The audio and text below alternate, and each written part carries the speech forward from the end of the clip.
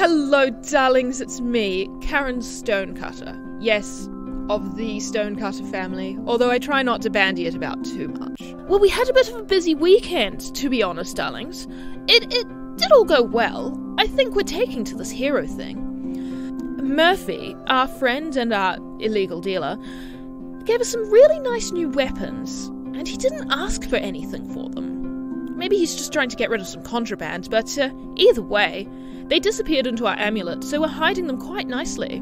Then we all got summoned to the office from Janderson. But it turned out it wasn't Janderson at all, darlings. It was that horrible Dark Angel's sister. Her name's the Administrator, and she runs the whole city. I don't know how she found out, because we've been awfully discreet. But she knows all about our little escapades. Maybe we're not doing this hero thing so well after all. And she's managed to blackmail us into working for her. So we're going to be doing things for the city, but not officially. I don't know, it's all rather under wraps to me. And who knows what one of the Emperor's holy servants will want from us. We're just humble, innocent Parchment Company employees after all. Speaking of, I'd better dash, darlings. I'm just about to be late for work.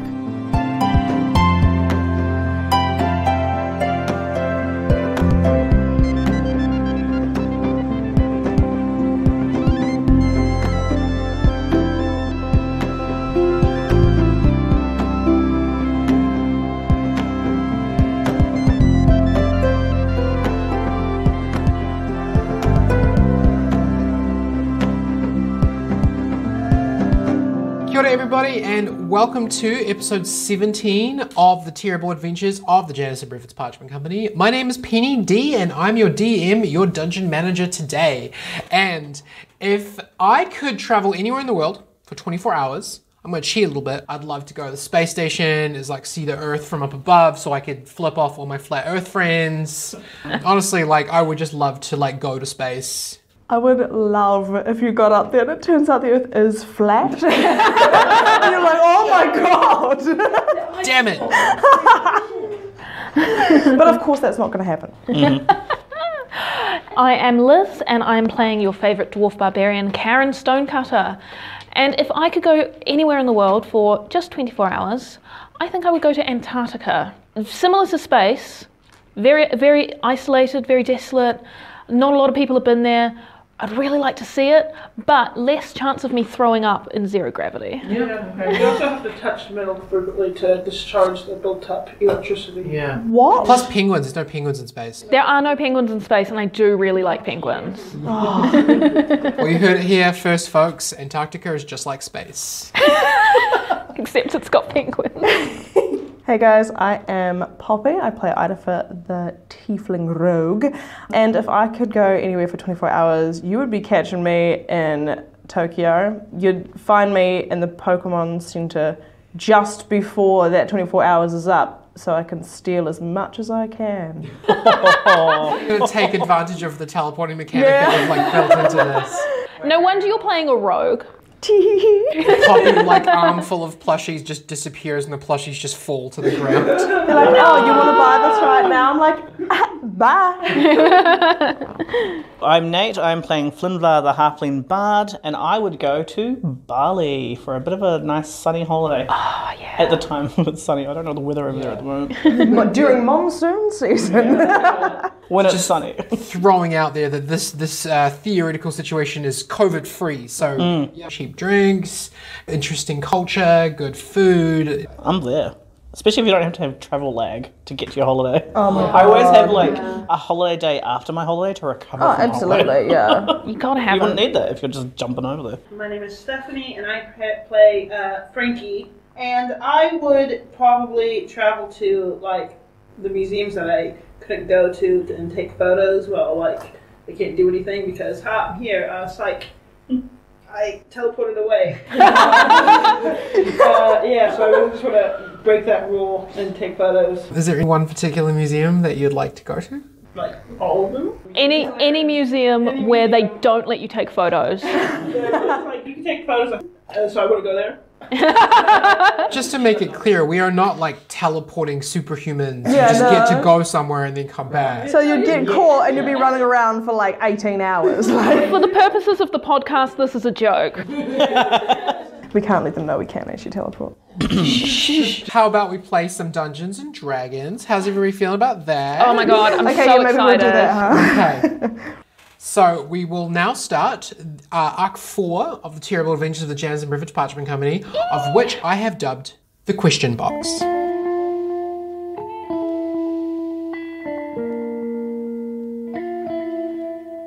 After an extremely stressful weekend, Monday morning arrives. It is the next morning since the events of Smoko 3. How's everybody feeling? Did everybody sleep well? I'm going to say no. Karen has been having sleepless nights. She's been worried about her family. She's been worried about her co-workers, and she is very worried about what Monday is going to hold. Yeah, Ido has been trying to sleep all weekend, but has PTSD. Yeah. So there's that. Keep in mind the events of going to Murphy's and like seeing the administrator, they happened yesterday. Yeah. Yeah. So Ido is a bit late to work this morning. I feel like he's always late to work. Yeah, like just this morning. So late to work for Ido is like Double late. really late. Flynn fine. He went and got a massage. He got a massage and he's been filling in all these contracts. He's on a roll. He is invigorated. This stress is great. It's food for the soul. He's productive. Brings up not very well, but that's only because he was up late playing with guns. Oh yeah, that's right. So in your own time, you all arrive at the office, and as you sit down to your space, you see a note requesting that when everyone is here, you go to Janison's office. How do we know when everyone's here if we all work in different places? When Karen sees the note, she will start pacing the office until she manages to collect everybody. So she's just going to be pacing around until she sees Flynnvar walk in, and she goes and collects him, and then she makes him walk around with her. Just following behind you, like marching, filling out forms. Flynn's like, you can always find me at your desk, and Karen says, no, I think we all have to be together for this one. I see Karen walking around just like forcibly linked arms with people just like storming forwards, dragging Yes. So do you go to Janison's office, the four of you? Yeah, I mean, yeah. once we find Idafer, who has wandered in late with a coffee. Sorry, I'm late traffic. The carts were backed up. So you do eventually go to Janison's office, and you knock and you go inside, and he's waiting for you. Like, he's working. He's dressed in a black suit, and he is pleased to see all of you. He's looking quite well groomed today. Obviously, it's only been a couple of days since his dad died on Friday night, but he's looking well. And he invites you all in and sits you down on the same couches that you were sat in not 24 hours ago being threatened by the Emperor's court. And he says, oh, yes, please come in. Thank you, everybody, for your efforts on Friday. I am so grateful that you were able to solve the murder, and you have all done me a personal service, and I cannot thank you enough. Oh, Giving us a pay rise would be... Oh my god. my God, Frankie. Dad just died. Oh my God. Dad just died, although less dividends for the company. So if not for you, our entire company might have been shut down. You have proved yourselves competent, and I would like to tell you that I will be formally pitching Karen's awaiting proposal at the board meeting late this week. Wow, fantastic! Thank you, Janison. It's an honour. And she kind of adjusts the black armband that she's got on her jacket, and she says, "It's just unfortunate that it couldn't be under better circumstances, darling. Have you been doing okay this weekend?" I have spent some time in self-reflection. I'm certainly still very upset. I think nobody's okay just 2 days after their dad dies. Well, yes. Sorry. Just Flynn gets the nervous giggles because this is so awkward. He's so uncomfortable with all this emotion, right? He's like He's such a man. He's like talking about emotions. Ooh. And so he continues, he's like beaming, he's really happy with all of you, and he says, as a means of thanks, I had ordered a charcuterie board, but somebody ate it over the weekend. So instead, you'll all be receiving pay rises. Oh, thank God. He offers each of you a new contract going up from 75 gold to 100 gold per week. Oh my goodness. Which is a big pay rise. Yeah. Additionally, Frankie and Idafer, your contracts state that you are being submitted to both receive promotions. So Frankie, Janison tells you that you'll be moving to R&D at the written recommendation of Shestine. And Idafer, you're being considered for a shift supervisor. Briskins for you. But you did kind of notice that a few of the lockers had been cleaned out this morning, and you think maybe a few of the previously higher ranked janitors quit after the whole thing with the assassin on Friday night. Oh yeah. It's definitely not because we need to fill the role. There is one more thing. You've all done so much for me, but I was wondering if, as the away team, I could ask you to accompany me. Oh. Well, On a day? where to, Janison? I mean, on a day. My father's funeral will be taking place in Ixingnear in 3 days from now, and I need to transport his coffin home, and I don't want to travel by myself. That makes sense. The roads are well patrolled, but I think I could use your company on the way, and perhaps you can see my hometown. Oh, Well- I've never heard of Ixing there, I'll be honest. Janison, we'll be delighted to. When are we leaving? I'd like to go home and grab some more appropriate attire for a funeral. Yes, absolutely. And he starts handing out little itineraries, including a map of Yamirsa, which I'm now posting in the group chat. Yay! So you guys can all take a look at that as to where we'll be traveling. And he does tell you everyone can go home to pack. You're leaving for a 3 to 4 day journey, and you will be back sort of end of the week type of thing, depending on how long things take. We're going on a trip. Can Flimba look at the itinerary and see the name of the town again? Because he wasn't quite listening. It's called Ixingnear, and it is the town. It's close to the hives at the bottom. It's in the bottom left-hand corner near Gallipoli. Oh, yes. there, Okay, there, so yeah. Gallipoli. Now, Ixingnear, is it a popular gnomish town, or is it kind of a all races? That's right, he's a gnome, not area. a halfling. Roll me a history check. Oh my god, there's so much Absolutely lore. do that. That is a 19 on the dice. Ixingnear is a mostly halfling and gnome town, although all Yumirsan peoples can be found there. With a few gnomish families holding much of the industrial power, there are a few famous production factories there, and it is famous for its ingenuity. Notable gnomes who hail from there include Gezdark the Inventor, Brum the Wizard, and Janison Brefford Sr.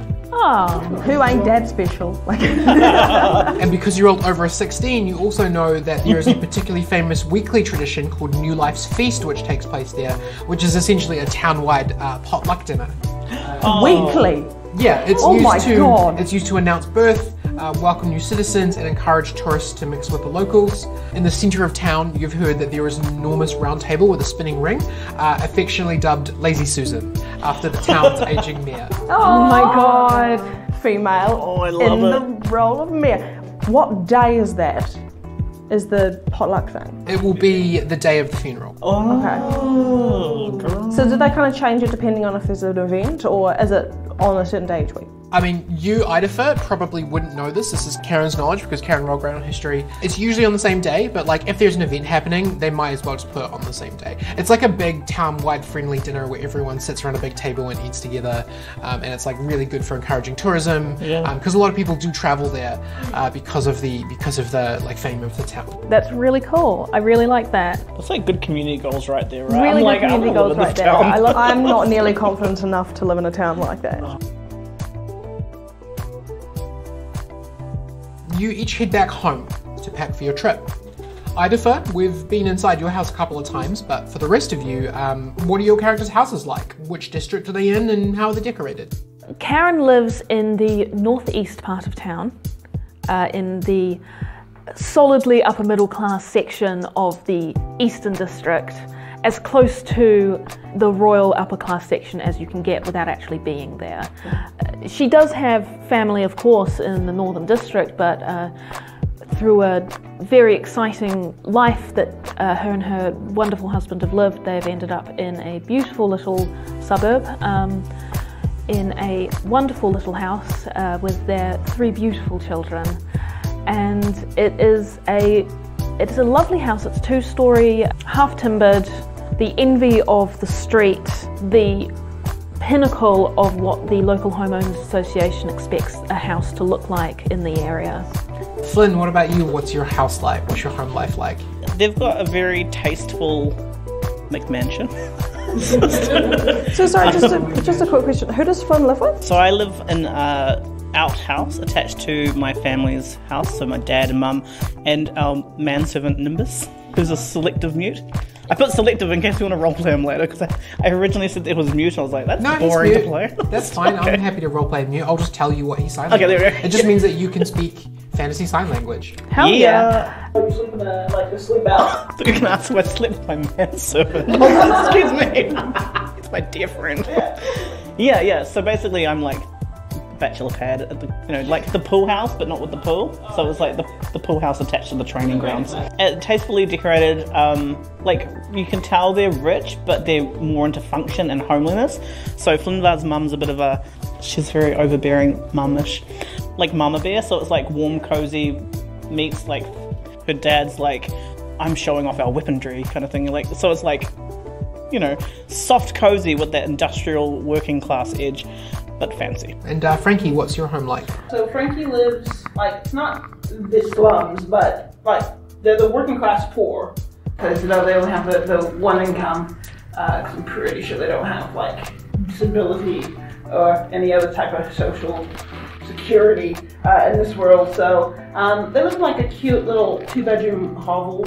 Sister's in their bedroom, it's dad in another one, and Frankie sleeps in a closet. Just books is just the support of everything. He has so many books. They're propping up his bed, they're propping up his desk, they're propping up his bookshelf, and all the papers on his walls and posters that he has to stare at to really energize and motivate himself. I want to be that inventor. So it's Frankie's life. It's Frankie's life. So just out of interest, like if he wants to read a book, does his bed get really wobbly, or are they all books that he's read? The books that he's read. Okay. You know who Frankie reminds me of? Is Milo from Atlanta. Yeah. That's a good movie. It was such a good movie. So Frankie, you're stuffing things haphazardly into a satchel, and you've got Hands with you, I assume? Yeah, Hands packing his own little hand-sized satchel. Oh my god. Things, so he's just chucking things in. And I'm like, Hands, check me that thing. And while I wait for him to do it. Okay, yep, okay. For some reason it's just slow. It'll be quicker by we're working on it. And Frankie's just packing things that he probably really doesn't need. I'll need these books. I'll need these projects just in case you get bored. I'll pack one shirt. Clothes and a toothbrush, and yeah. Oh, he's bringing a toothbrush. Just a toothbrush. No paste? No paste. No, bad. So yeah, you're doing this. I assume that you bring your stash of Electrum and anything you need in case you get into any magic trouble. Yeah. When you hear a voice at the door to your room, and you turn and you see your dad there. Now, as I understand, he is probably unshaven. He'd be limping on a single leg. Probably smells a bit from being drunk from the night before. Am I missing anything here? No, you're hitting each mark. Oh, each painful mark. Hey, boy. What are you doing home? Busy. I'm trying to leave. I gotta go. Finally packing up to leave, eh? I'll be back. Sure. He's already half cut, or maybe he's just still drunk from the night before. So, notice that you got yourself some new shoes, new clothes for that fancy party that you went to, and his hands buzzes around him. He's like this little flying machine. Just can't help but wonder if maybe you're withholding money from the family. I wouldn't do that on purpose, Dad. I have money that I need so I can buy things, and I always make sure the girls are taken care of. Well, whatever. He takes a big swig from a jug with 3 X's on it. This is not a funny moment. Thank you for cutting the tension. Well, whatever. You just keep telling yourself you're the head of the family, I guess. You're the one getting secret mail, after all. And your father produces a letter and waves it in your face. Who's leaving notes on your pillow? You got a girlfriend you're too ashamed to have over? No, obviously I don't have time for a girlfriend when I'm trying to raise 3 kids and a useless man who doesn't have a leg. Do you take the letter from him? Yes, snatch it. And then I snatch the hands out of the air. I'm like, kids, come on. Flynn, it was only an hour since you left, but the large house, it's large for a small family of halflings anyway, it's perfectly quiet. On your way through the house to your, pool house, you pass your mother's study, where you can see through her always open door. She is hard at work on something or other. Do you talk to her or you just carry on through? Yeah, I'll tell her that I'm leaving so she doesn't bake extra food. She basically that's nice dear. Yeah. Like, she doesn't look up, she just carries on, working on what she's working on. She works with your dad, right? Like, she's part of his whole weapons development thing, yeah.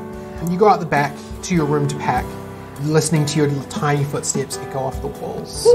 As you arrive in your room, you find your human manservant, Nimbus, finishing up his daily tidy up of your space. Nimbus, my man! You know what? You're gonna get 4 days of leave because I'm leaving the key for you. Yes, and so I pull out my key and I sit it on the couch. Yeah, I'm going away for work for 4 days. So make yourself at home. There's extra snacks. Mum made this giant 3-tiered cake that I'm meant to finish by tomorrow. So I know you like that. Deadline for cake? Yes, I get a deadline for cake. He signs to you. He asks where you're going. I'm going to Exeter, and unfortunately, the funeral. I hope we're not pallbearers. That'll be an awkward height. I kind of pause and look off into the distance, trying to deal with the emotion situation. Do we have to do this? Did you tell him about because you've told him about your magic before? Yeah. Did you tell him about what happened over the weekend? Yeah, so I tell him everything. He's my confidant, best friend. He raised me. So he signs back to you asking if you want him to pack your bag, if you would like him to make sure that your magic coins are packed safely, and if there's anything specific that you want done. Yeah, so I'm I would love that. I've just got a couple of contracts I want to smash out, and I've got something for you that I want to also send to Cassie because she's really cool and she did so well. Yeah. So I kind of thank him and I go. So while you sit down and get back to work, as Flynn does, Nimbus does bustle around your room, packing some nice shirts, packing some traveling shoes, an umbrella. He's been real practical with it.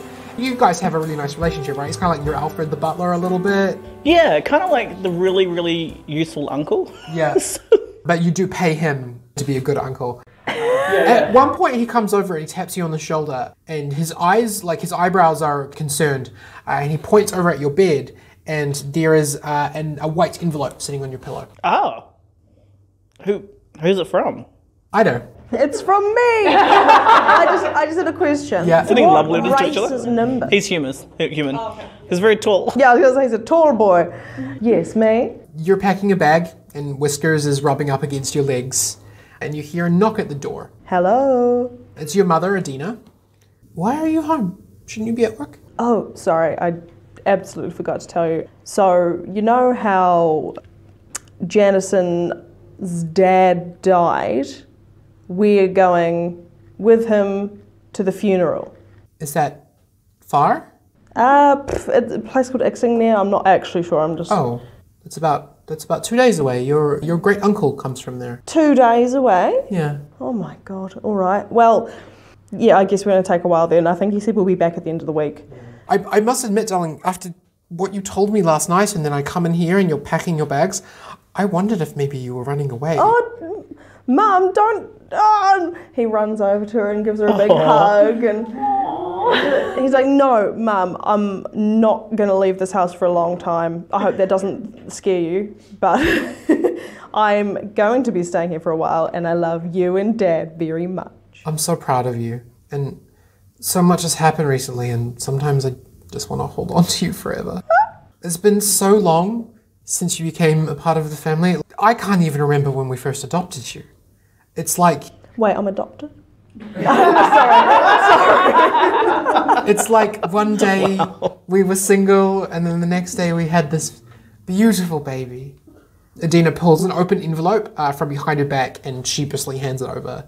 After you showed us that seal, I can't help but wonder what you're not telling me. I shouldn't have pried. I'm very sorry. I gently take it from my mother's hands. I noticed you've opened it, Mum. Well, I guess you can tell me what it says then. Karen, you arrive home, and your husband Barry is, as he always is on his home weeks, sitting in his favourite chair and working on his favourite hobby. What's he doing? Barry is embroidering. He picked it up quite a few years back as kind of a necessity. He is a mine manager as part of his family business in the stonecutters, and everything's always getting ripped and torn. And Aww. he picked up embroidering to fix people's clothes while he was out in the field, and he really enjoys it. And he's started to take it up as a fun hobby. Like a little artistic expression. A little artistic expression, exactly. He's got his little thimble on. And Karen comes in the door, and she's immediately becomes dramatic. She bursts through the door and she runs over to her husband, and she kind of falls onto the floor next to him, and she clutches his knees and she goes, "Oh, Barry, the week's only just begun, and everything's... I can't believe I'm going to be leaving you for another whole week, darling." He smiles warmly, and he gets up and he embraces you, as he always does when you've been gone for more than 15 minutes. I'm kind of imagining in my head he kind of looks like the bearded Nick Offerman. And he sits down on the floor next to you and strokes your hair, and he says, "Oh, my darling, what's happening?" "Oh, well, it's just work, Barry. You know, Janderson, darling man, he's asked us to go to his dad's funeral, the poor dear thing, and you know, of course I will go. I'll support my boss, and because he supported me through so much, you know. But it is in Ixingmere. It's so far away, and I barely get to see you these days, I feel like. Karen, my love. Darling." And he gets up and he starts bustling around the kitchen making tea, and he says, "We have another 100 years to enjoy each other's company. I'll make sure our little tykes get to school. You will come back, and not one thing will be different, I promise." "Barry, you always know just what to say. Thank you. Can you help me pick out my funeral dress?" "Absolutely. Why don't you go on up, and I'll be up in just a minute. I've really always loved you in that strappy black number. Do you think that would be appropriate? We can add a veil to it." I think that would be just lovely. So you head up towards the stairs, and he calls out. He's like, "Hey, darling. Yes. That is a very nice shirt. Is that new?" Oh, why, thank you. Yes, I bought it from a little store. You'll never guess. It's kind of like you can kind of buy just about anything there, but I chose the shirt and I thought it looked quite dashing. Mwah, beautiful. Thank you. Go upstairs and pack. I'll bring up some tea and we'll pick out some clothing for you. Thank you so much, darling. Karen, you go up to your room and you find, sitting delicately on your pillow, a white envelope that you recognise to be, without a doubt, Janison Brefford's Parchment Company produced. All four of you, inside your envelopes are two pieces of Janison Brefford's parchment. The first has very tidy handwriting and reads, "Your first task is to collect this object and return it to the palace. Have fun in Ixingmere." And it's signed Admin. The second page features a sketch of a disembodied hand reaching up towards a dark cube. There is no other information given. And I've just put a sketch of it, what the sketch looks like, in the group chat. Oh, that is a nice cube with some sparkles around it. Oh, let me have a look. That is a hand. That is a nice cube with some sparkles around it. Son of us reading it and he's like, "Wait, the hand or the cube?" Where am I going to find the sparkles? Is it so? Does photography exist? No, it's a drawn sketch. There's no photography. Every time I've ever mentioned a picture, it's always been a hand-drawn picture. Maybe Frankie could figure out photography. He's too busy figuring out guns.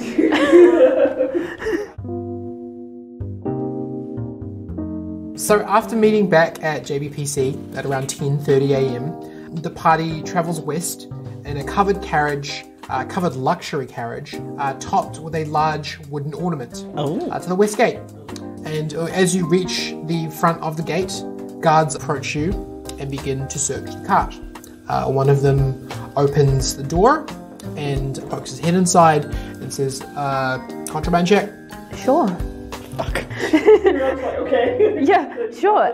Mr. Brefford, is that okay with you? He nods and he starts looking around inside of his big, shoulder bag. He also has a tote bag. He starts looking around inside of it and he, puts his face inside of it, looking around to see if he can find any contraband as the guard pulls out this tube that you, on your first time that you left the city in the story, you noticed was being used to identify magic items. Yes, that's true, it was. What Karen will do is she'll say, may I speak to you just for a moment? Of course. Do you have something to declare? Of a sort. And she'll hop out and she'll walk around to the back of the carriage, out of view of Jansen, tailing the guard behind her. And she'll flip out the little silver coin and she'll say, official business, darling. His eyes sort of glaze over for a minute, just for a moment. And then he goes back to the cart and he holds up the tube to his eye and he looks at each of you for a moment. Holds up to you, Karen, looks at you, and he says, everything seems to be in order here. Have a good time out of the city. Stay safe. Thank you. And she'll hop back in and pocket the coin again. He pats the side of the carriage and signals to the guards operating the gates that you are to be let through. Flinvar's wiping off his sweat. Okay. So just to confirm, that was the Imperial seal. That was the Imperial seal. Yeah, sweet. And Karen's going to try not to let Janderson see. Yeah. She's just going to try and signal to everybody else that the seal is what she used. It's in her pocket, and she's just going to take it out and look at everybody and just wiggle it. Flinvar just thought you just bribed her. I was going to do the same thing, but in front of Janice.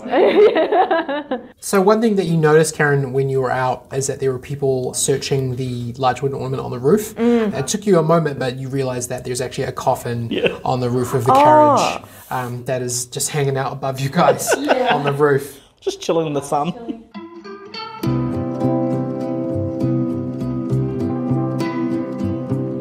So you exit the west gate and you go south around the city wall before meeting the main south road. You can follow the journey on the map that I've given you if you like. Oh yes, so we're going kind of the same way that we went the first time, right? We're going. You're not going into the forest or Keyston, you're just going right to the Great South Road and you're going to start travelling south. The first part of the trip to Bullswell is expected to last most of the day. It would be around 10 hours to walk, but you're in a carriage, so you should be there sort of, by late afternoon. Fantastic. So give me a perception roll, everybody. Ooh.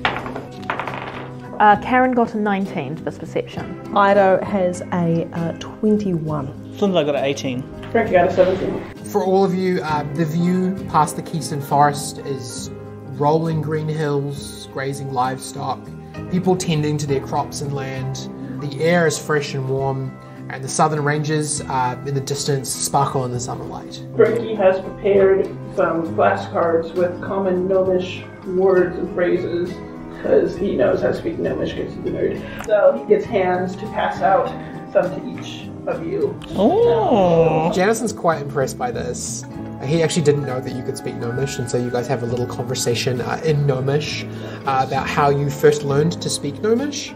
Did you learn it at school? No, he read it in comic books. Of course. Yeah. So his accent is bad. Yeah. So then you spend some time bonding about Gnomish comics. Yeah. About, Super Gnome Man and Bat Gnome and, all the good ones. Bat Gnome! I imagine it's like when someone learns to speak Japanese from watching anime. That's exactly what it is. Baka! Yes. I think Karen, who is very demurely sitting there, she's packed a bag that's all full of all black clothing. She's only going to be wearing black this entire time. She's in mourning. But fashion, like mourning but fashion. Vogue. The black slip dress with the... We didn't know that Bob killed him. Yeah, and she feel good about it. That's why she's wearing all this. and stilettos. She's got the stilettos on. She's got a strap. It's ridiculous. But she is taking the opportunity to learn a little bit more about the sales side of JBPC from Flinvar.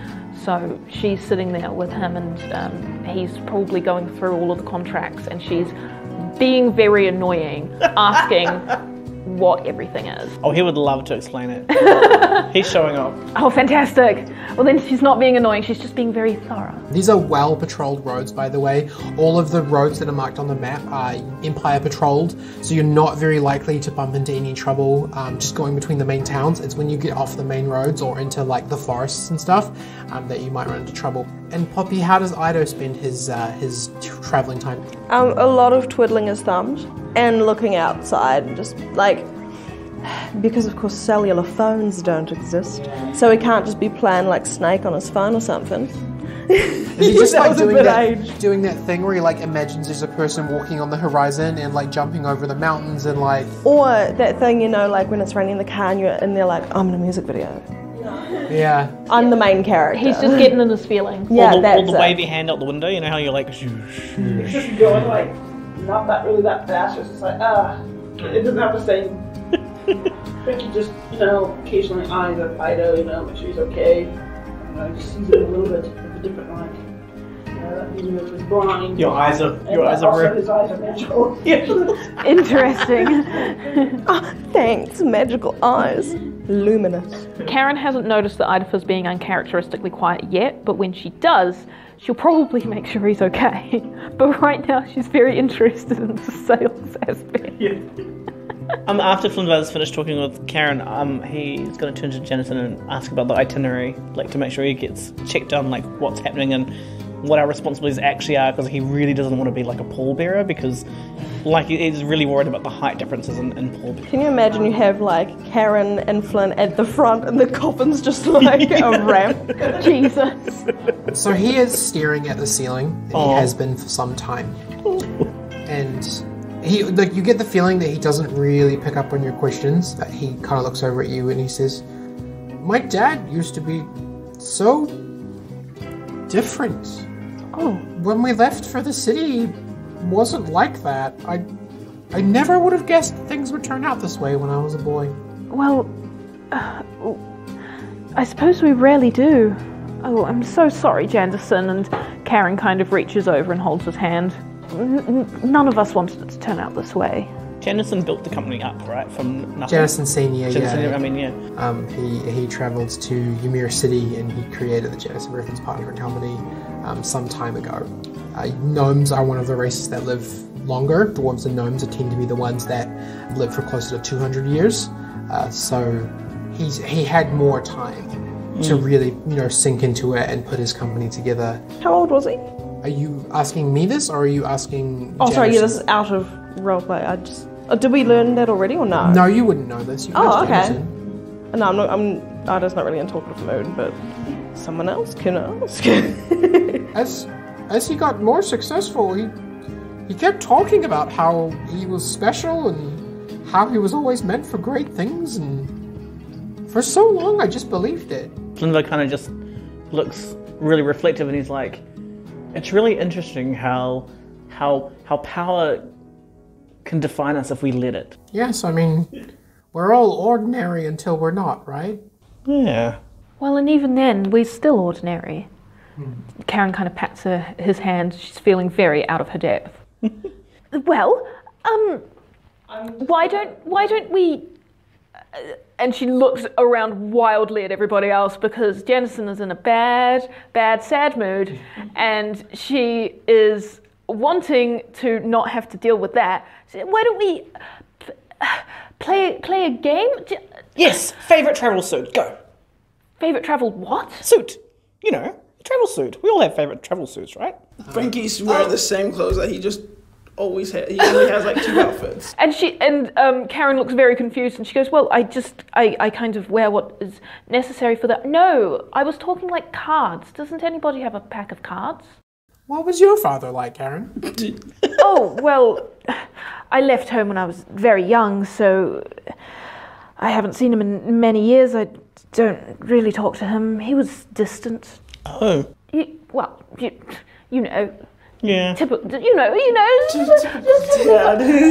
I have created a wonderful life for myself with my fantastic husband, and I don't feel like I have had a life that has been less full for not having my parents in it. And Idafer, I know your father. Well, he's a good friend of mine.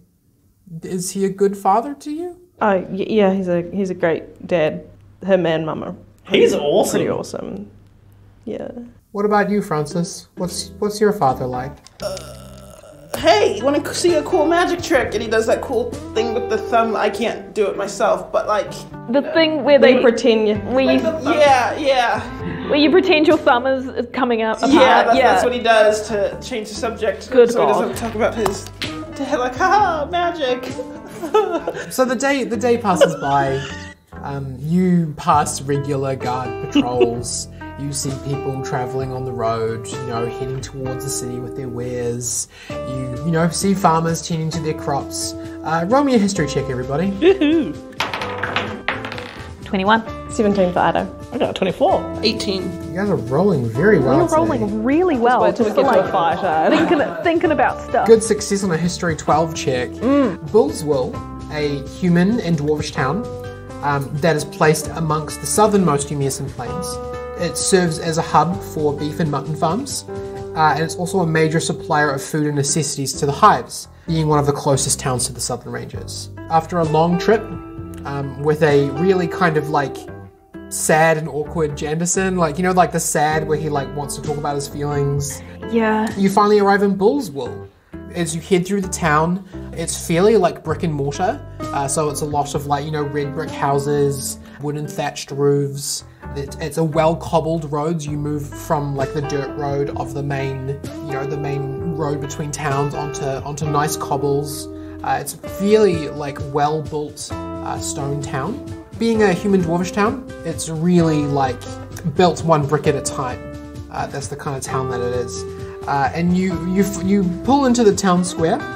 Janison is fast asleep, and he has been for about 40 minutes or so. He fell asleep in a sunbeam, and you all didn't want to disturb him. Aww. As you head into the town centre, you find a large crowd engaged in a celebration. Oh. In the town's centre square, people are cheering and whooping at an absolutely gorgeous man dressed in fanciful, heroic attire. Roll me a perception check, everybody. Well, that's a travel suit. Karen got an 18. Ido got a 13. Flynn got an 11. Frankie got a 9. Oh no, here it is. Starting. So Karen, you gather from the general chatter that this person has cleared a coven of vampires out of a nearby abandoned temple who had been up until now terrorizing the town for some time. This is just kind of what you pick up from like general chatter in the audience. And then from near the front, somebody shouts out above the crowd, "One more time! 3 cheers for Master Speck!"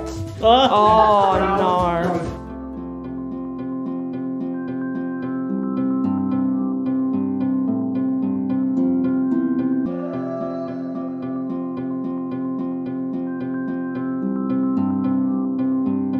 Kia ora, Penny here.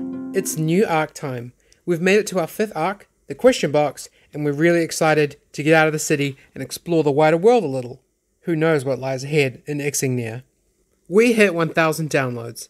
That's a huge milestone for our little show, so as a celebration, we released a little animation loop by Liv Artisan featuring our PCs working late on your average Tuesday evening, with a really catchy lo-fi remix of our show's theme song. If you haven't seen it, it's really good. I've been listening to it while I do all of my side projects. You can find it posted on our Facebook and our Twitter. Music credits.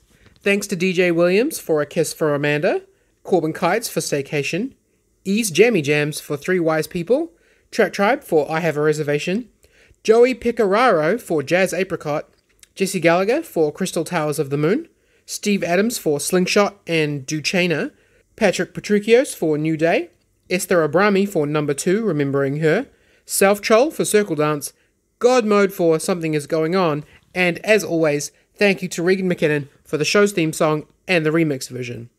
You can interact with us at facebook.com/Janice and Brefford's podcast, and we also have a Twitter at JBPC Podcast where we post show updates and other cool stuff we get up to. We also spend a lot of time supporting other New Zealand TTRPG podcasts, so if you like what we do, check out our Twitter and you can find some similar stuff. You can listen to the show at janisonbreffords.podbean.com, as well as on Spotify, YouTube, Apple Podcasts, Google Podcasts, Podchaser, iHeartRadio, wherever you get your podcasts. Episode 18, The Question Box Part 2, should release on Sunday, March 28th. Keep your ears out. We're really going to dive into some secrets in this one. Right, you're all updated. Let's get on with the show.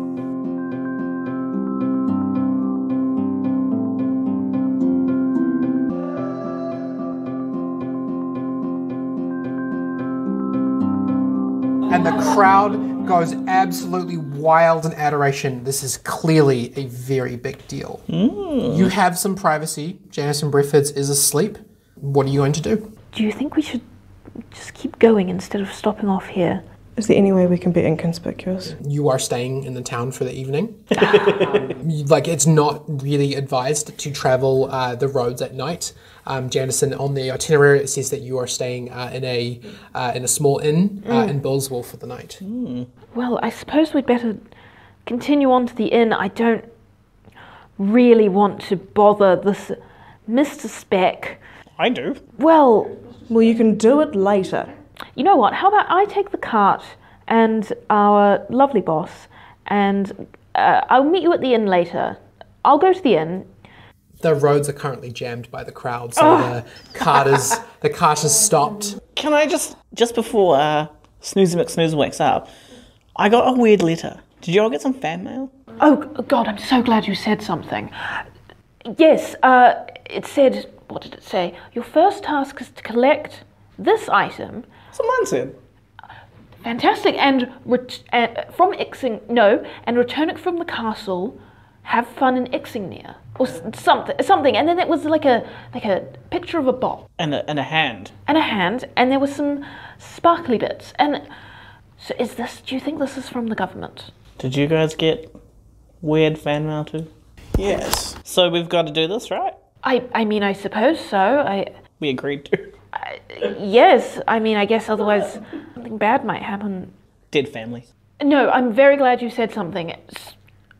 Does anybody have any idea what on earth this thing is? Frankie, you know weird things. What is this?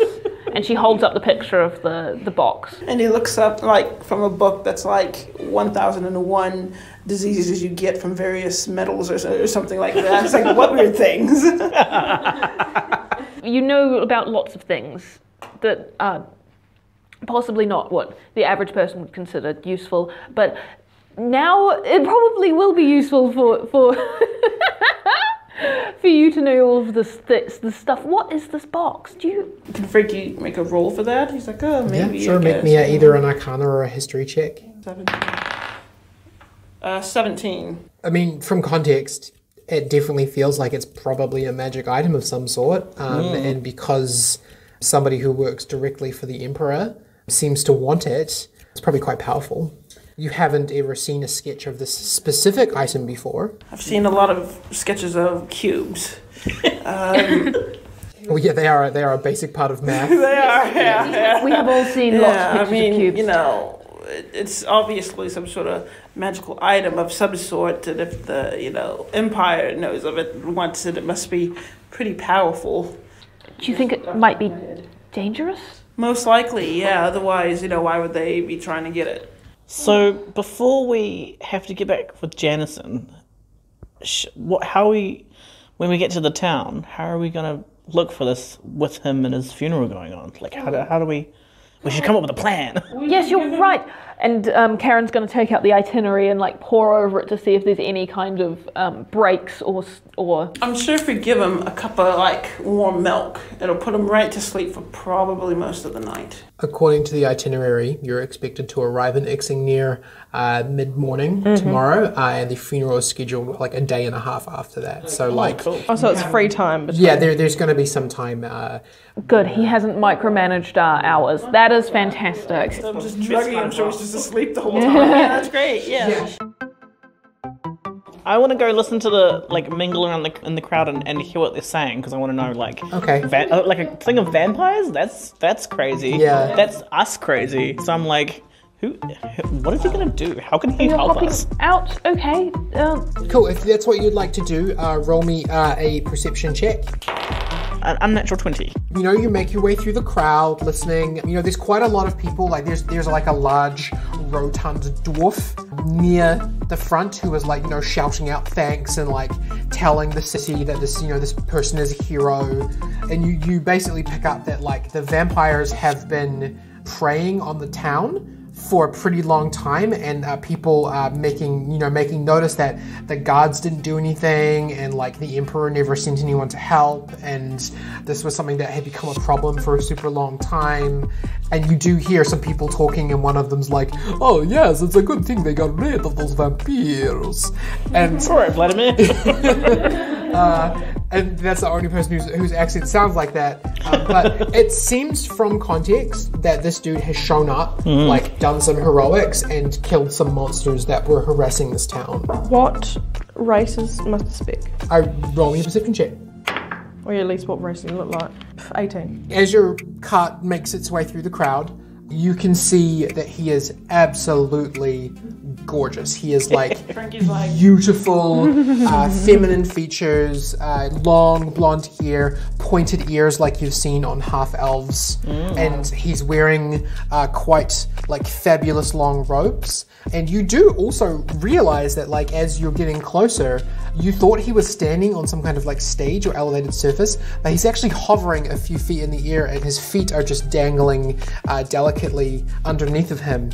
And he's holding up like a dripping bag that the mayor is saying that like is the hearts that he has extracted from the vampire coven. So he's using magic.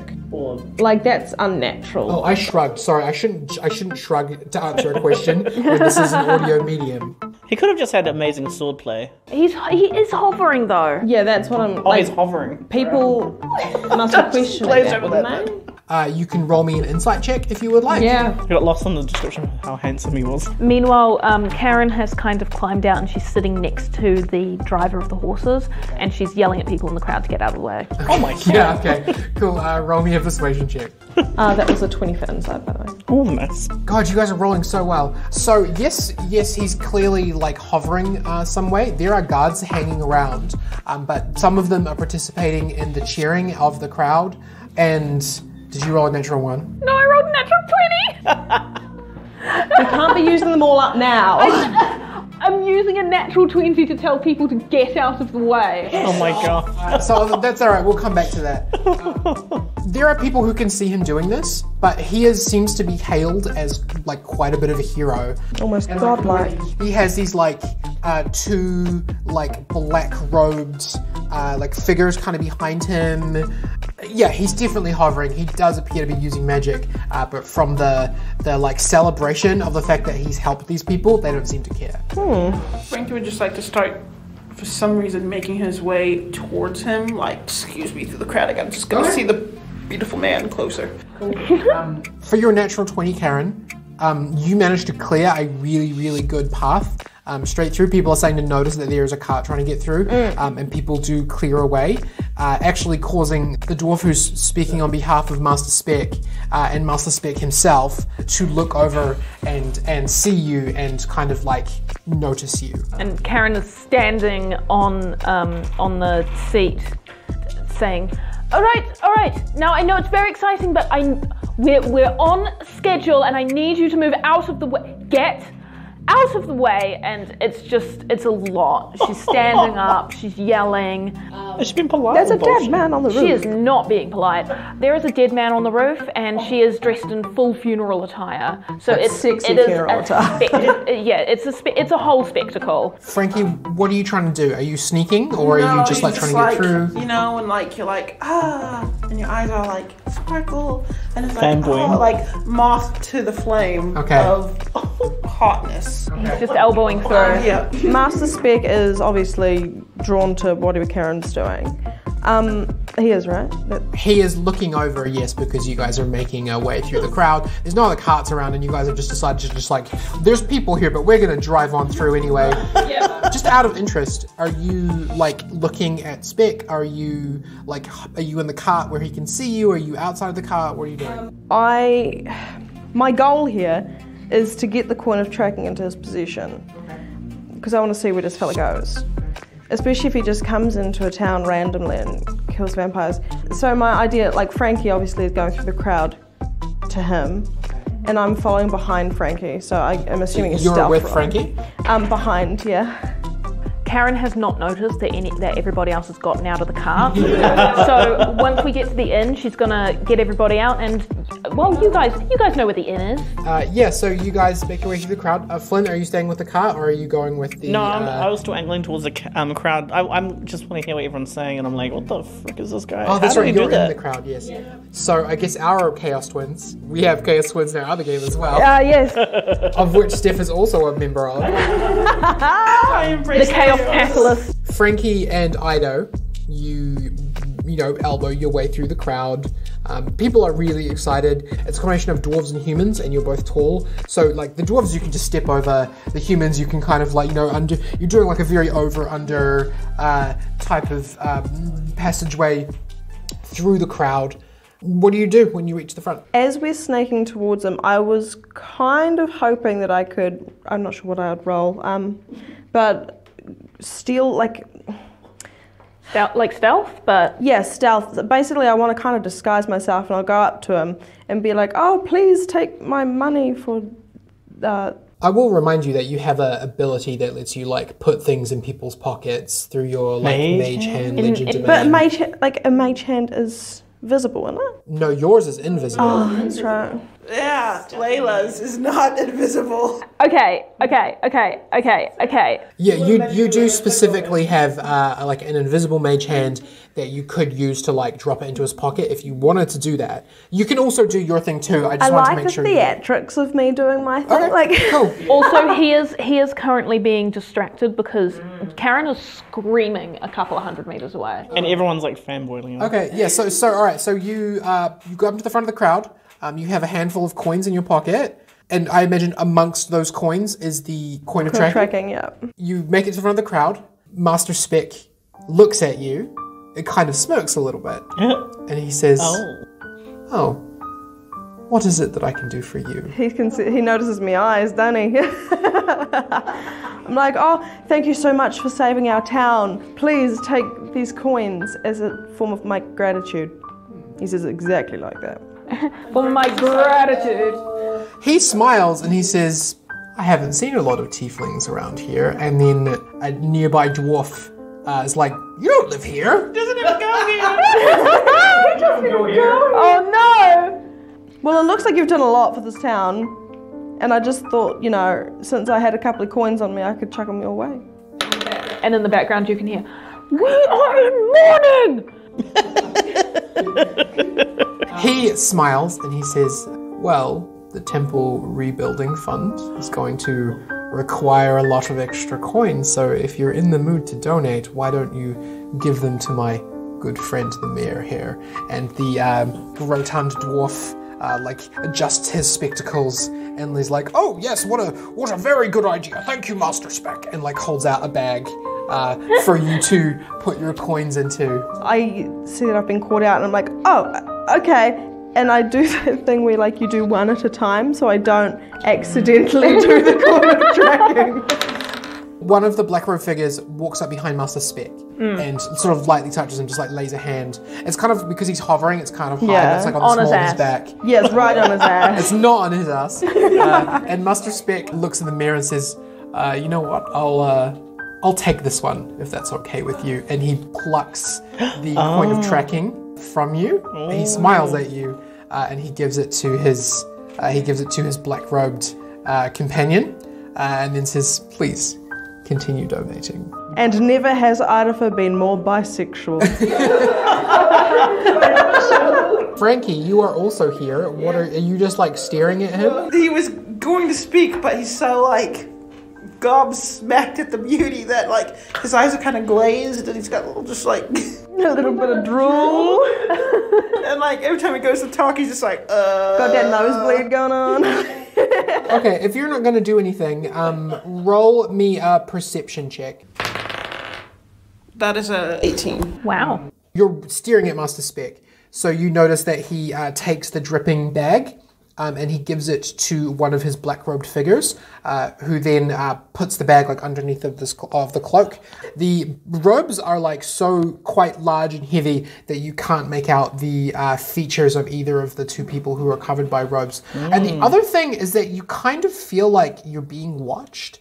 Like, you're in the middle of a crowd, but you kind of have that like tingle on the back of your neck, like you are specifically being looked at right now. Maybe it's just the dispersing crowd, but maybe not. But Mr. Speck, how are you so beautiful? I mean, how did you do this? What? You're just so powerful to kill the whole coven of vampires, and also so beautiful. When you know what you're doing, creatures such as vampires pose no challenge to one such as myself. I am somewhat gifted in the ways of destiny. And Hans peeps up. Heart rate elevated. It's under hands. Flynn, you recognize one of the guards. It is a Earth Genasi and a friend of yours from your army days, a guy named Ston. Ston! Aw, it's your buddy.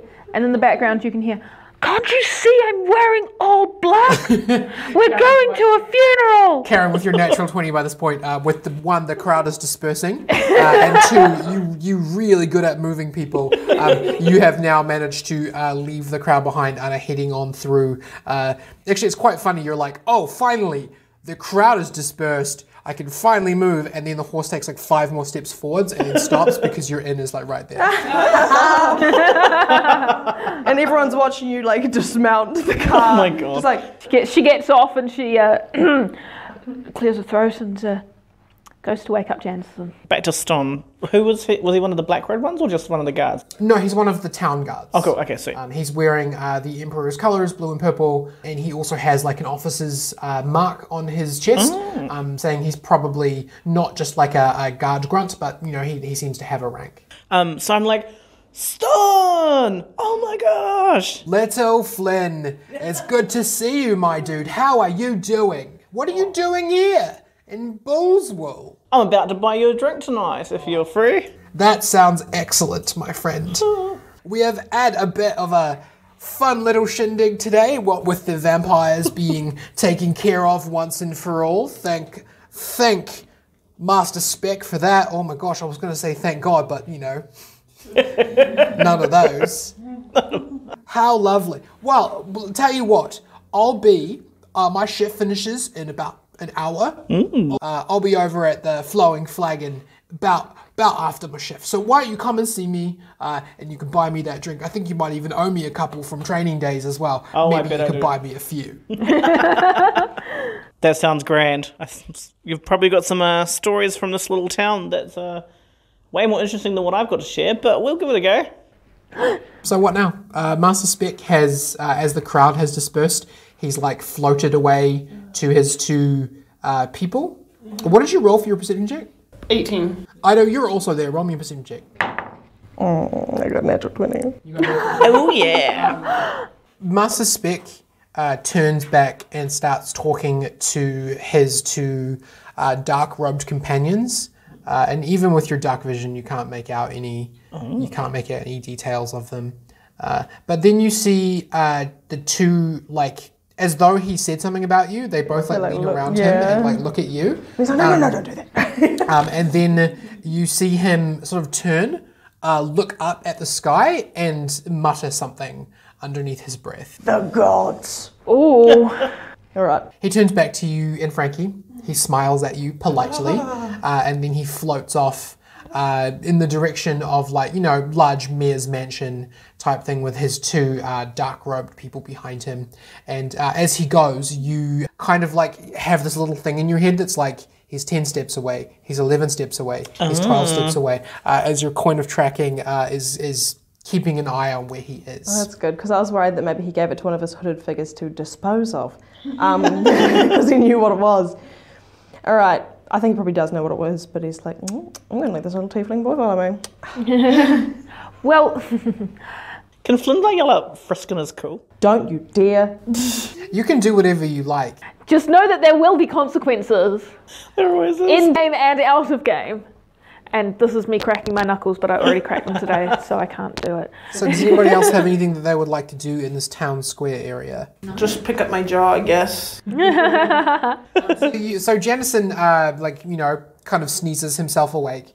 You go into the inn that he booked. His room is really nice, and yours to either side is okay. The windows overlook a duck pond, and there are several ducks, swans, and geese. They've all got PTSD.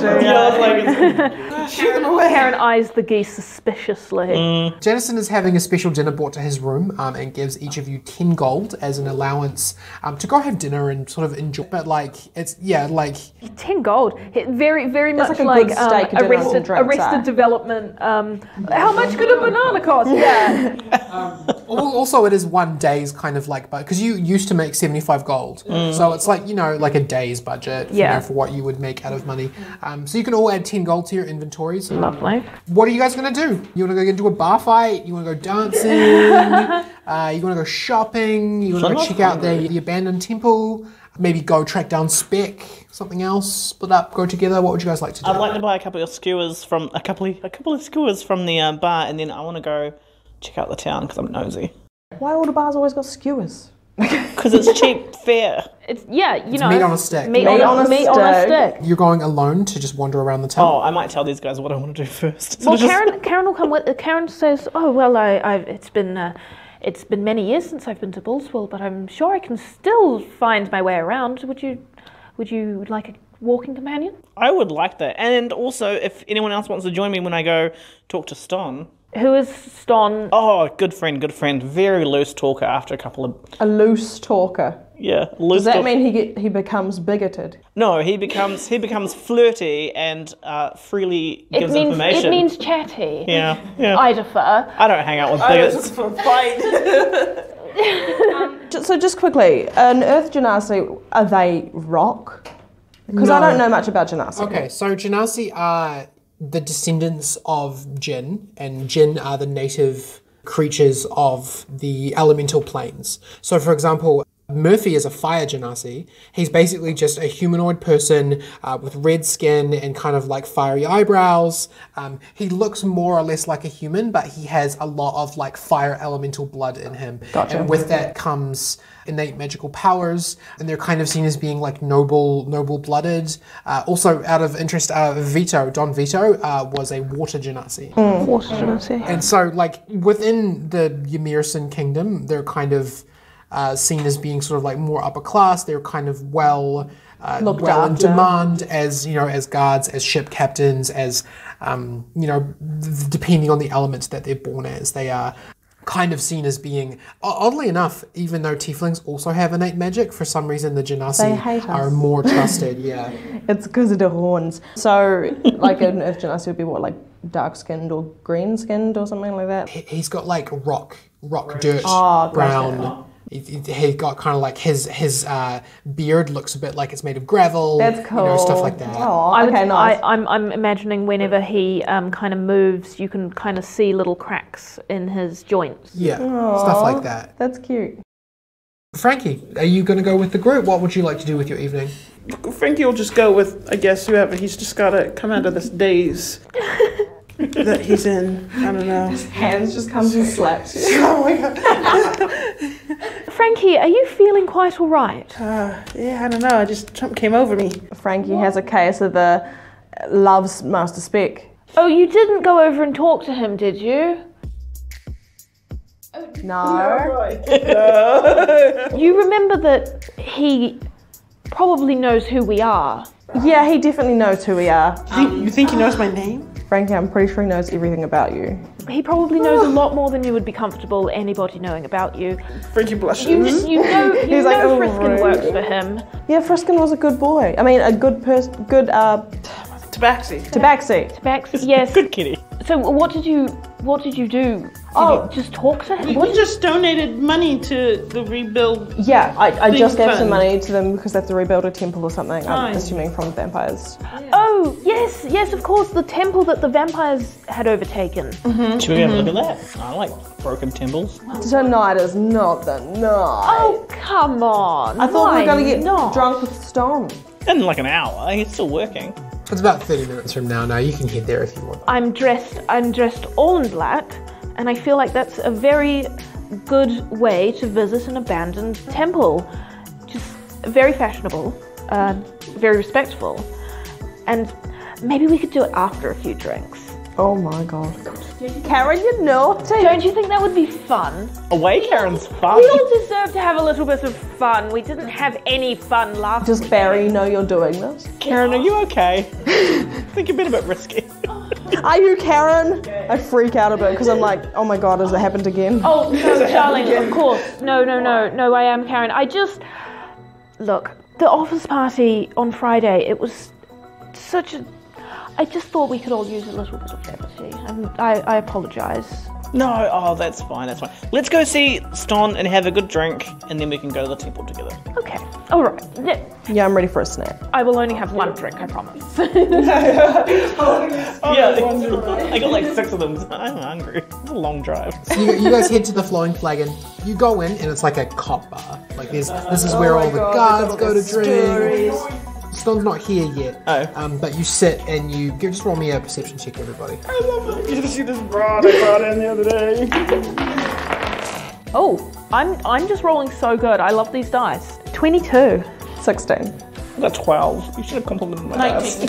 Frankie and Karen, you guys do overhear a few of the guards kind of like talking about how there was someone magic like right in front of them and they didn't do anything. But also you do hear like the argument against this is like, those vampires have been terrorizing us for a long time. Why should we arrest someone that helped us on behalf of the Emperor who didn't send anyone? Like a few of them, there's a few pictures up on the walls of a few guards who aren't present. You get the feeling that this was an ongoing situation and the guards are more than willing to like overlook it because of the fact that he has apparently used his magic to deal with this. But from the general attitude, you get the idea that they're not just going to overlook any magic, but just particularly. They know it's not good. Yeah, I don't want you to start casting spells because you think it's. But look at this, guys. Karen will say, "Well, it seems like Mrs. Speck is might be trying to change perceptions around magic and that it can be useful still because these guards they seem fine that he's." I'm just glad that he didn't have the whole crowd under a spell. Well, I guess admittedly could have, but this makes it seem like maybe he he probably had Frankie under a spell, but maybe His hair was That's so called beautiful. hormones. maybe a self-inflicted one, yes. Now, drinks for the table. What are we all getting? I'll have a flagon of mead. Fantastic. I'll have a vodka and cranberry. Hold the vodka. Okay. Come a long way from milk. It's a night out. Just water for me. Water with a lemon. Fantastic. Water with lemon. Water with some lemon. So you guys have your drinks. Ston comes in after a while. And what do you talk to him about? Do you ask him any specific questions? Do you just have a general catch up? Cool. So I spend like a little bit like buttering him up, asking about like his life and what he's been up to and congratulating him on the officer, doing well in life. He kind of teases you a bit for dropping out of the army because you guys used to be really competitive with each other. Even though you are smaller and less physically capable, you guys used to run races in the obstacle course, and it was very much like a coming of age time for you where you made friends with him, and you kind of drifted after he got stationed out in the countryside and you moved on to Janice and Breford's. Hey, in this arc, Ston falls in love with Flynn. You're just leaving broken guard hearts all over you, Nessa. I need it in case we get arrested. So you can ask him a couple of questions. Like he's pretty friendly with you. Like you already have a relationship with him. I'm not even going to make you roll persuasion. You can just ask him what you ask him. But keep in mind that you're not a guard, so if you ask him stuff that might be confidential, he might not be cool telling you. So it's amazing that this got cleared up. I can appreciate that it's a really tough time that you've been dealing with these creepy vampire things. How long ago did the really handsome guy turn up to town? He tells you that the vampires started being a problem about 6 months ago. They kind of they abducted a few members of the town, and any attempts to deal with them, including from the guards, were ineffective. They had written several times to the Emperor to send reinforcements, but none came. And so essentially, like, the temple is a little, like, just, you know, on the outskirts of town. So essentially what they tried to do was just use wards rather than go in. And then literally yesterday, Master Spec drifted into town and found out what the problem was. Like, immediately took his 2 followers up to the temple, and screaming and magic noises, small explosions came from inside the temple, and then Master Spec came out with vampire hearts in a bag. And from a quick inspection of the inside of the temple, they found vampire corpses with big holes in their chests. Comically low. Master Spec asked if he could keep the hearts, and they were like more than fine with letting him do that. And then so today they organized a big parade. Right around the time that you guys arrived, the parade was just finishing up, and everyone in town's like real pro on Master Spec right now. Now, Karen grew up kind of near Bullswell. Does she know about any vampires in the area ever before? Is there any kind of predecessant for this event? Roll me history or arcana or nature. Oh, my first bad roll of the night. That's a 9. Like, vampires are known. They are creatures that are, like, basically transformed mortals. The lore of them is fairly similar to the lore of our world, except they actually are real. You've never really, like, seen evidence of a vampire infestation before this, but you know just the, like, general stuff that people know about vampires. They drink blood, they have mind powers, and they tend to prey on the living. Right. And they can turn mortals into vampires by sharing blood with them. Karen says, how scary. They tend to be inherently magical, Right. Magical beings. So a magical man to take care of a magical being. Well, maybe that's what was required. He like finishes his big flagon, and he's like, "Yeah, we probably could have put that together a little sooner." Oh my god. They all took double shifts at night. They did a lot of street patrolling, and basically like used a lot of like fire torches and stuff. They did manage to chase vampires away from the town a couple of times, but they didn't really do anything other than just like, you know, Keep them use at bay. fire on them, and then they retreated back to the temple. So, basically just holy stuff, like light would affect vampires, would it? Are you saying holy light or just general light? They don't survive very well in the daytime. Yeah, because like sunlight and fire. there's no gods, but there would still be clerics in this. Really? There are priests. There are still people who hold on to the old ways, but in terms of like the D&D cleric style, no, there are no people who like follow So there wouldn't gods be and like the whole like being able to use a holy light to kill vampires. Okay, sweet. You guys are magicians for the most part, except for Karen. You probably still could create like a fire that has that like quality of like hurting vampires specifically, even though they're kind of like already weak to fire. But like, no, there are no like people walking around praising gods and like using their powers. Holy There's water no and clerics, shit. Yeah. Okay. So it's a little more difficult to treat vampirism. That's kind of more of what you know, my grandparents would have done. It's certainly not in the modern world. Flynn kind of asks Ston, he's like, I mean, it's amazing that Master Specs was around. Do you think he'll stay in the area? Like, do you know how long he's staying here? Or what happens if someone, like, Where vampires does he come back? stay? Ask him more personal questions. Answer your questions in order. Ston doesn't know. He basically just walked into town yesterday, took care of a problem, but Ston can't imagine he'll want to stick around like a small, quiet farming town for very long. What was your question? Where do they know where he's staying? I guess at the He's staying in mayor's. the mayor's mansion. The mayor invited him to stay after he cleared, like basically like invited him to stay in like the VIP guest rooms at the mayor's mansion. And you, what was your one? You wanted to Ask talk him personal questions, like what's his favorite flower? You know, is he single? I don't really know if he's single, love. Yeah, he's like, you know, I'm a lieutenant. I'm not like, I didn't talk to him. He mostly just talked to the mayor and like the captain here. But like, no, like I didn't actually see him. So like, no, I don't know if he's single, if that's what you're asking. No, that's Frankie, not at all. did I actually hold the vodka on that? And she kind of sniffs it. She goes, oh, I did not. Not drunk Frankie again. My apologies, Ston.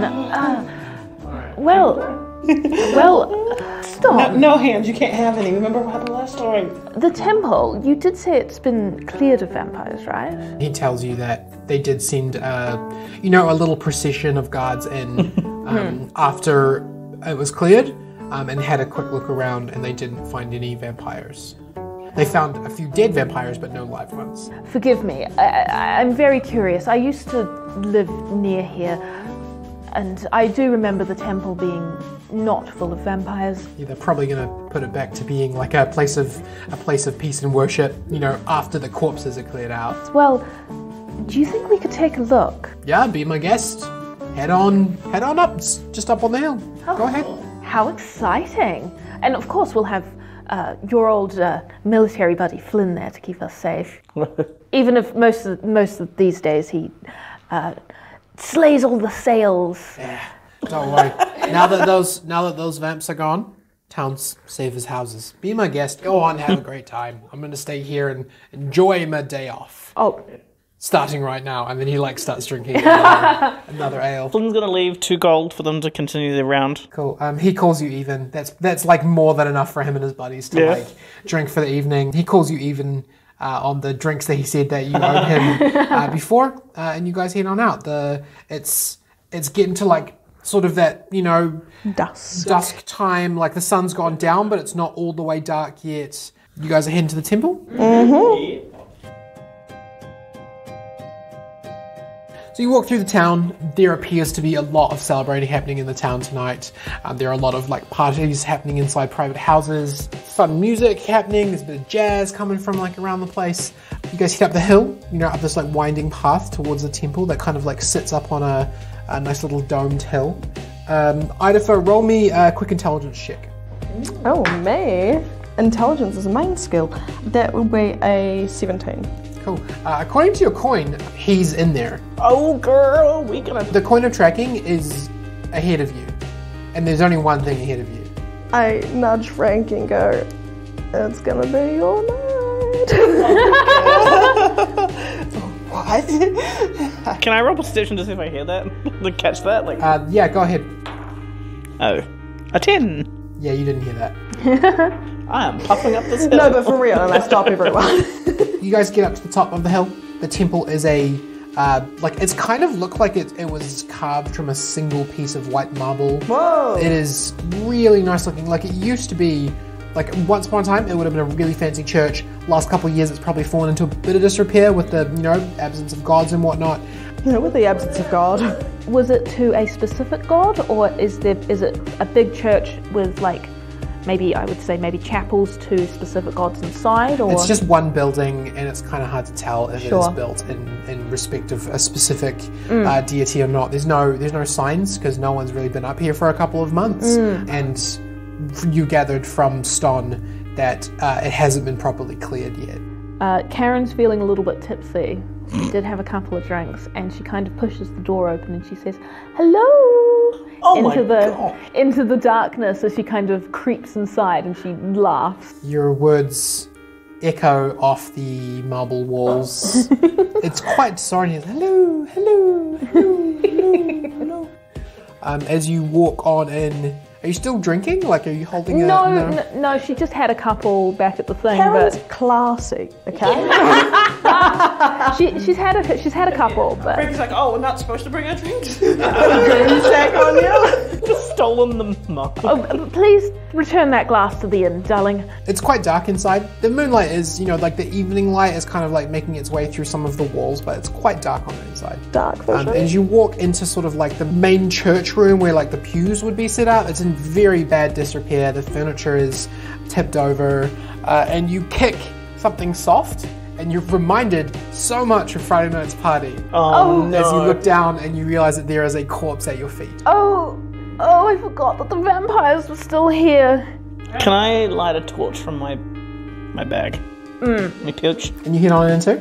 Yeah. Obviously, dark vision with a dwarf. Can I see the hole in the chest? Yeah. There's a crater in the front of the chest, where the heart would be, and it's basically just Indiana Jones. Someone's just like torn the heart out the front of it. Oh no. It's like an artist. Flynn's like, oh, holy corpse. Look how masterful it is. Each Frankie, stroke. Frankie, this is extremely strange. Frankie, whatever's going on right here. I'd like to use perception to have a look around with dark vision. Yeah, go ahead. Roll me a perception check. Are you drunk? No, I had water, remember? Oh, have advantage because of dark vision. Okay. Oh. That is a 20. There are like 4 or 5 corpses in this room, kind of like there was a battle that happened in this room. There are a few scorch marks on some of the walls, a few scorch marks on some of the bodies. All of the bodies that you can see have had their hearts extracted forcibly. And you carry on down, past the pews, past the podium, and sort of like walk on into the room that's kind of like behind the main room of worship. And you have a look around, and there are a few shards of paper. The vampires like almost live like homeless people. They don't have. There was no like furniture or anything in here. They basically were just squatting in here. And you turn, and boom, there is a pale white face right in front of you, and its eyes are glowing, and it says to you, "Time to restart the coven."